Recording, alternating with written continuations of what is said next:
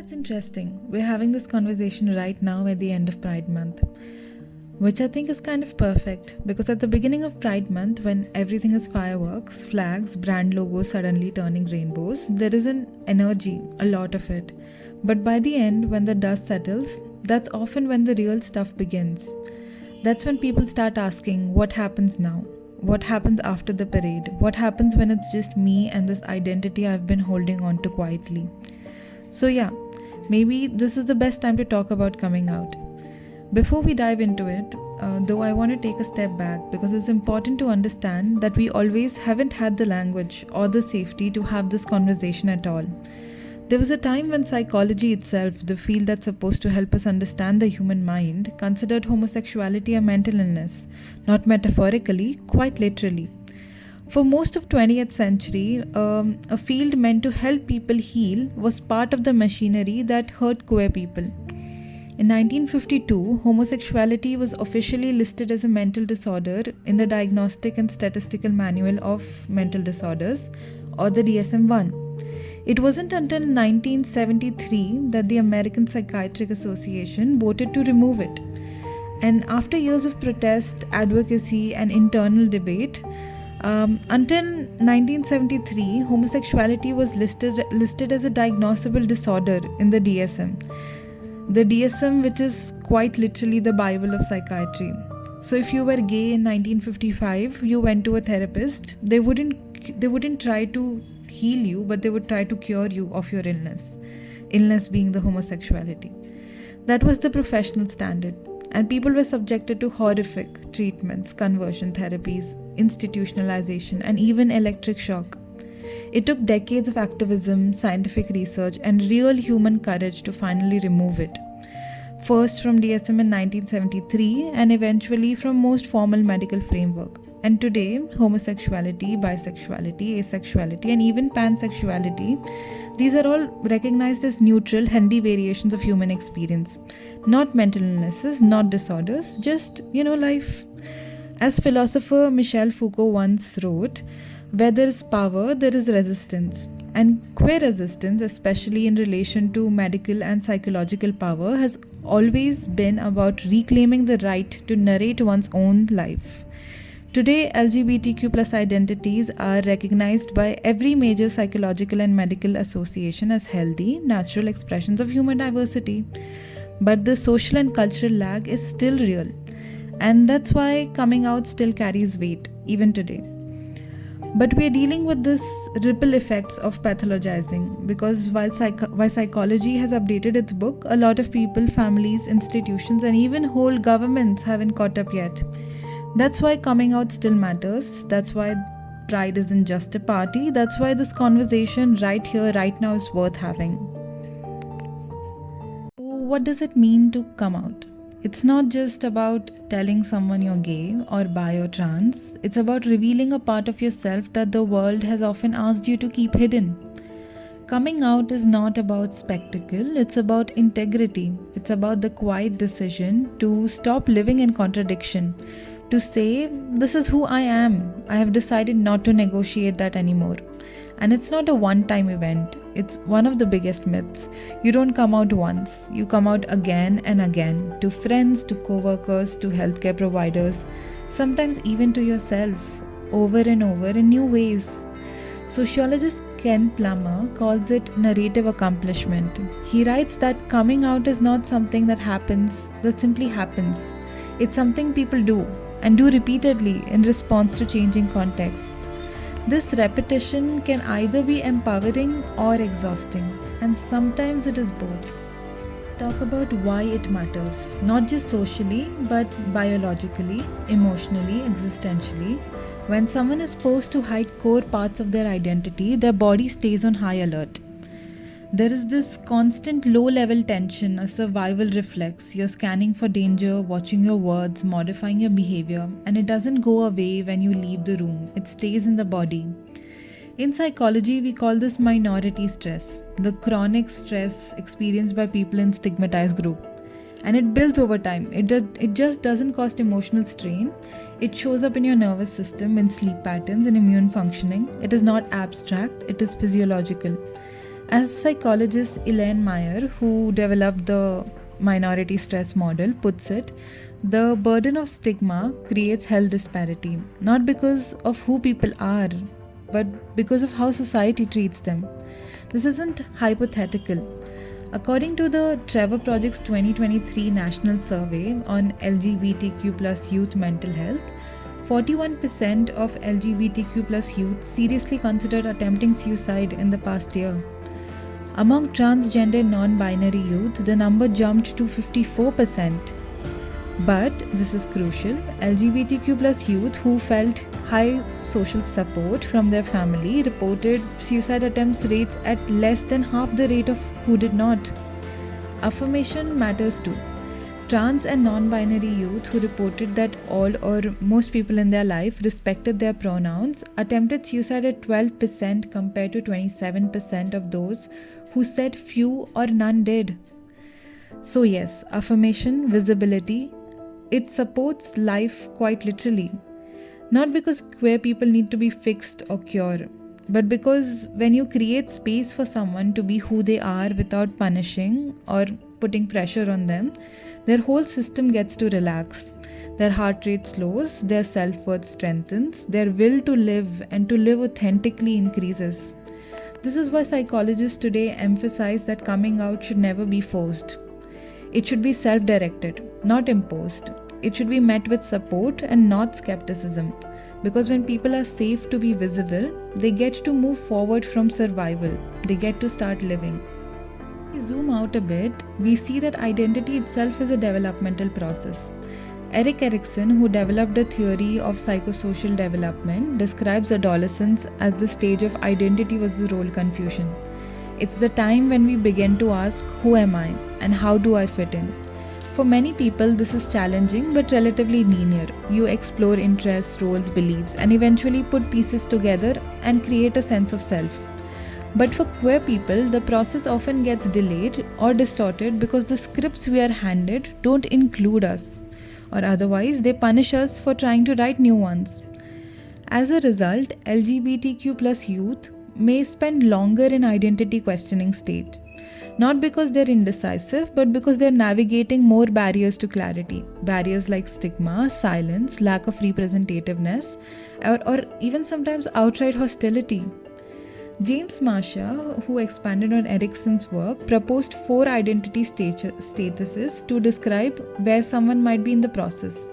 So one was diffusion, which is when you haven't explored or committed to any identity, it is a kind of floating. Then there is foreclosure, where you have committed but without exploring, often based on what others expect of you. Then there is moratorium, where you're actively questioning, trying to figure it out, but it's messy and it's vital, but you do not commit to anything. And in achievement, you have questioned, you have reflected, and you have come to a confident, self-defined identity. Now here's where it gets interesting. Research shows that queer people, especially youth, are statistically more likely to be in the moratorium of foreclosure stage longer than those of their heterosexual peers. Why? Because they often experience delayed access to self-exploration due to fear, stigma, or lack of support. A study by Rosario and colleagues in 2011 found that LGBTQ plus adolescents who experience greater family rejection or less support during early stages of identity formation were more likely to delay reaching identity achievement. They remained longer in moratorium not by choice but by necessity. Coming out often happens in the moratorium space, where someone is still questioning but feels ready to start expressing. It's not linear. People cycle back and forth. Someone might come out as bisexual at 17, later identify as pansexual, and then come out again as non-binary at 27. They're not confused, they're growing. As queer theorist Eva Sedgwick once said, people are different from each other. It is astonishing how few respectable conceptual tools we have to identify with this self-evident fact. So coming out, then, is not about finishing a puzzle. It's about stepping out of someone else's map and start creating your own one. It's about giving yourself permission to be multiple, to be fluid and real. Even when the world tries to hand you a preferable identity, it expects you to wear forever. And for many people, that permission, it's the first taste of freedom. What gets in the way of coming out? It's not just about being nervous or needing more time. It's often something much bigger, something that can take the shape of danger. Sometimes it's safety. In many parts of the world, even in countries that are supposedly progressive, coming out can still mean losing your housing, your job, your family, or your physical safety. Let's make this more concrete. In 2024 alone, over 60 countries still criminalized homosexuality. In 11 of them, being gay or trans is punishable by death, including Iran, Saudi Arabia, Yemen, and parts of Nigeria and Somalia. According to ILGA World's 2023 report, nearly one-third of the world's LGBTQ+ population lives under the threat of arrest, violence, or execution just for being out. And even in countries where being LGBTQ+ is technically legal protection is not the same as living safely. In the United States, for example, a country often imagined as the leader of LGBTQ+ riots, more than 500 anti-LGBTQ+ bills were introduced in 2023 alone. These bills targeted healthcare access to trans youth, drag performance, LGBTQ+ books in school, and even discussions of identity in classroom. The message those laws sent, they said that you are a threat, you are not welcome. And that message has real-world consequences. Take India for instance. Homosexuality was decriminalized only recently in 2018, with the Supreme Court's landmark ruling in Navtej Singh Johar vs. Union of India case, which struck down Section 377 of the Indian Penal Code. But decriminalization is not the same as dignity. India still lacks comprehensive anti-discrimination laws protecting LGBTQ+ people in education, healthcare, housing, and employment. In 2021, surveys by Jindal Global Law School and Queer Muslim Project, over 60% of queer individuals in India reported facing discrimination at work. 40% reported hiding their identity out of fear. And these challenges become more acute when we look through the lens of caste, religion, and class. Dalit and Adivasi queer folks face not only queerphobia but also caste-based exclusions, even within LGBTQ+ spaces. They're often expected to show up for pride but not heard in policies, in leadership, or media representation. As a queer Dalit activist, Living Smile Vidya has written, when you're from marginalized caste and queer, you don't get to pick which battles you fight first. Your whole life is a battlefield. Similarly, working class trans women, especially those in sex work, face daily police harassment. The National Human Rights Commission's 2018 study found that 92% of trans people in India are denied jobs just due to their gender identity. And over 50% live in poverty with little access to healthcare or education. And for queer Muslims, the surveillance, the Islamophobia layered on top of queer stigma can make even accessing safe spaces dangerous. So yes, safety is a reason people don't come out, because in many places, being visible can get you killed.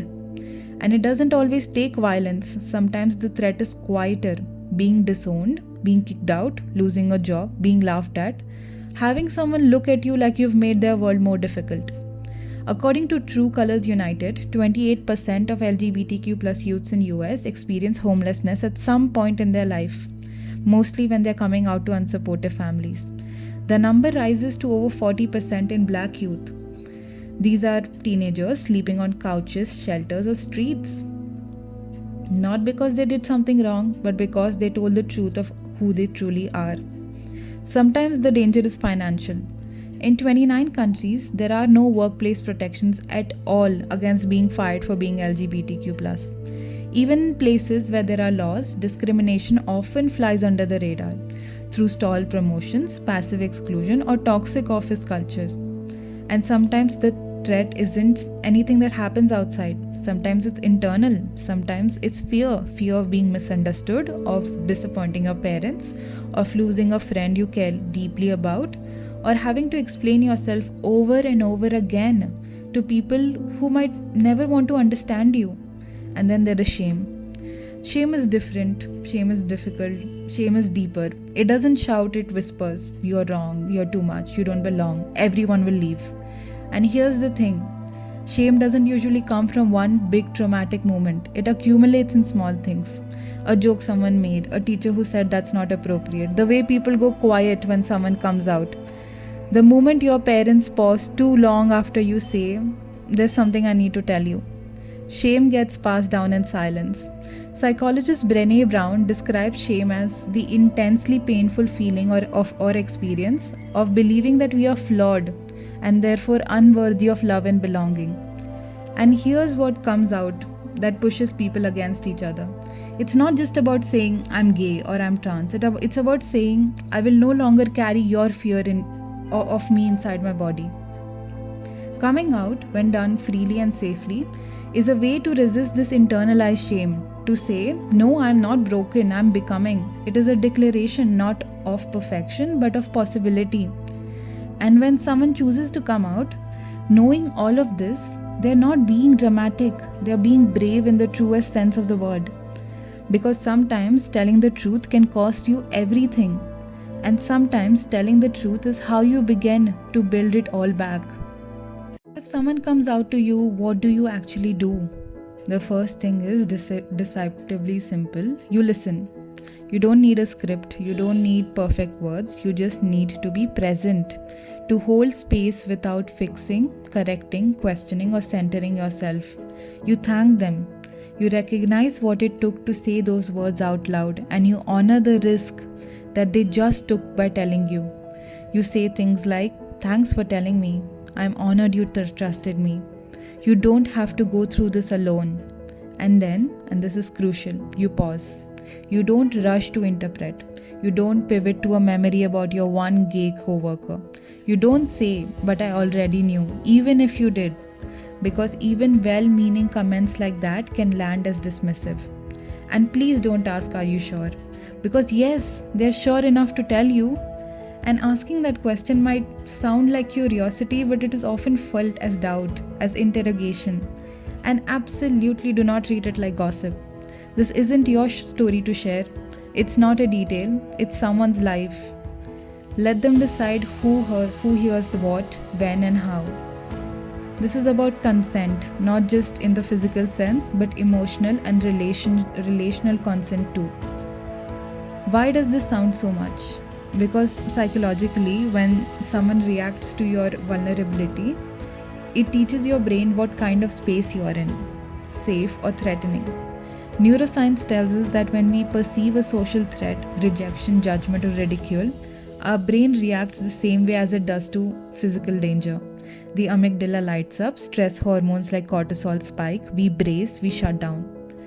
But when someone responds with warmth, affection, and calm presence, we get the opposite response. The ventral vagal system is activated. There's the part of the nervous system that supports regulation, connection, sense of safety. Our breathing slows, our heart rate stabilizes, our voice deepens, our trust increases. In attachment theory, that is where psychologist Mary Ainsworth called the secure base. It's the feeling that someone sees you, accepts you, and won't abandon you, even when you're being your most authentic self. So your response to someone coming out might feel small to you, but to them it could be a core memory. The moment they realize that the world might still hold them, even when they stopped hiding. Psychologist Meg John Barker said it beautifully. The most radical thing we can do in relationships is to hold spaces for someone else's truth without rushing to reshape it. That's it, that's the assignment. It's not about saying the most eloquent thing. It's about resisting the urge to control, to interpret, to explain someone else's identity through your lens. Let their story remain theirs. And look, allyship is often misunderstood. It's not about rainbow profile pictures. It's about performative statement at staff meeting. It's not about saying love is love and calling it a day. Real allyship is quiet, it's durable, it doesn't perform, it protects. It's checking in. It's using someone's name and pronoun that's no one else's. It's gently correcting people when they mess up. It's noticing when someone seems shut down and asking them how you can support them. Not assuming they'll tell you if they need help. It is showing up when there's no social reward for doing so. Because ultimately you don't have to understand everything to be supportive. You just have to believe people when they tell you who they are. and care enough to respect their truth.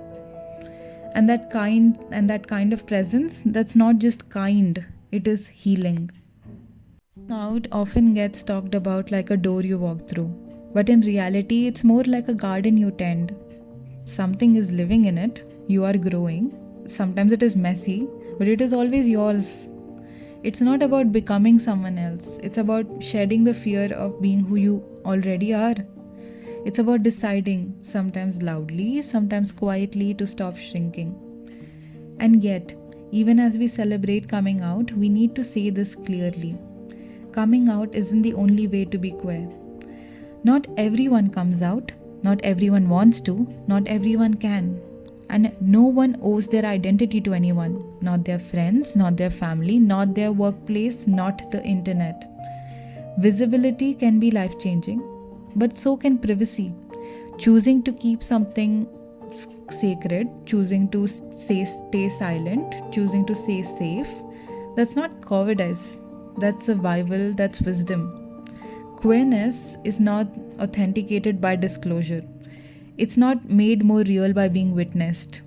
It's real because you are, whether whispered or shouted, hidden or high held. Your identity belongs to you.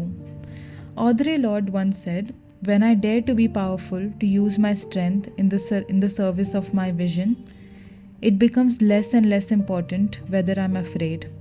And that's what coming out can be. Not just performance, not a requirement, a reclamation. So whether you're out, closeted, queer, or circling back to the old question with new eyes, you are not behind, you are not broken, you are not alone. You are growing, and that's enough. Thank you for being a part of this conversation, especially here at the end of the Pride Month, because this quiet reflection is where the work continues. This is where the stories that didn't make it to the parade start to breathe again. This is where we remember that pride isn't about spectacle, it's about freedom. It doesn't end when the glitter is swept off the street. It begins when people are allowed to live without hiding, to exist fully, to speak when ready or not at all. Coming out is not a demand, it's not a test, it's not owed. It is a choice. And when it happens freely, it's a kind of freedom. So let's make a world where more people can reach that safety and in their own time.